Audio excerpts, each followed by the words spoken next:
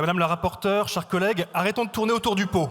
La réalité, c'est que vous baignez dans l'idéologie de l'extrême droite, qui, partout dans le monde, coupe dans les dépenses publiques, dans l'État central et déconcentré, et dans l'administration publique. On le voit bien, ça crève les yeux, les extrêmes se rejoignent.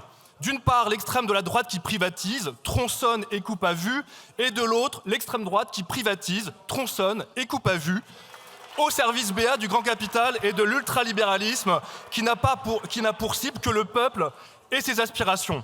Comme le dit si bien mon collègue Léaumont, vous êtes de droite, mais alors je dirais vraiment de droite, super à droite. Vous recyclez en effet les vues et bévues d'une doxa libérale ultra fatiguée qui, de façon aussi vicieuse que biaisée, accuse l'État de tous les maux.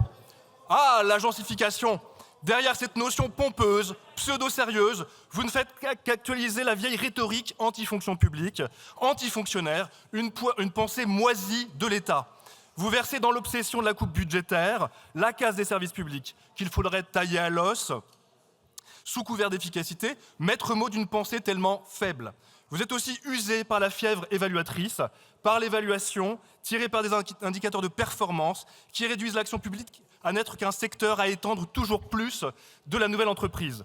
On constate avec effarement que votre pensée de l'action publique n'a pas progressé. Pire, vous régressez dans la fascination morbide pour le libertarianisme à la Musk, Milei. C'est d'autant plus glauque de mener une telle croisade contre l'action publique, faucheuse à la main, que vous vous dites républicain. La res publica, la chose publique, eh bien vous la maltraitez, vous la méprisez. Vous le faites avec démagogie, en jouant sur les affects rances d'un néo-poujadisme anti-étatiste, et au fond, sur une défiance à l'égard de l'autorité culturelle et politique des institutions qui font pourtant tenir la République. Vous ne vous rendez même pas compte que vous êtes en vérité les instigateurs de ce que vous dénoncez. Sous la présidence de Nicolas Sarkozy, par l'intermédiaire de la RGPP, l'État s'est massivement réorganisé. Externalisation, contractualisation, pilotage par la performance, création ou renforcement de nombreux opérateurs. La direction interministérielle pour la modernisation de l'action publique et le secrétariat général pour la modernisation de l'action publique ont été créés à cette époque précisément pour mettre en œuvre ces réformes. Vous avez contribué directement, massivement à l'agencification de l'État. Et vous le faites d'une façon assez similaire à celle des macronistes.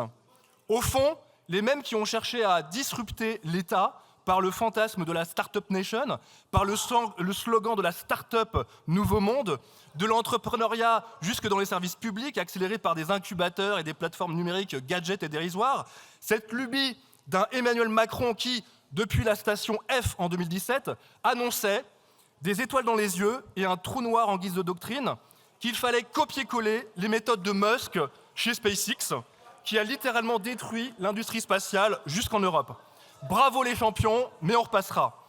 En fait, vous regardez outre-Atlantique et prenez, comme toujours, exemple sur ce qui ne marche pas. Votre démarche s'inspire des fantasmes importés des États-Unis d'Amérique. Vous regardez paresseusement du côté de Trump et de Musk, du département de l'efficacité gouvernementale, l'improbable Dodge, dont la plus grande réalisation est sa propre dissolution. Même là-bas, pourtant, ce dispositif a été reconnu comme inefficace et incapable de produire autre chose qu'une communication politique délétère ajustée à l'agenda trumpiste. Évidemment, nous voterons contre ce texte parce qu'il procède d'une vision nihiliste et sclérosée de l'action publique. Vous ne gouvernez pas en fonction des besoins des gens, mais vous gouvernez par et pour l'argent. La bonne nouvelle, c'est que tout ça ne mènera à rien et que cette résolution à l'obsolescence programmée sera bientôt simplifiée, c'est-à-dire oubliée. Merci, monsieur.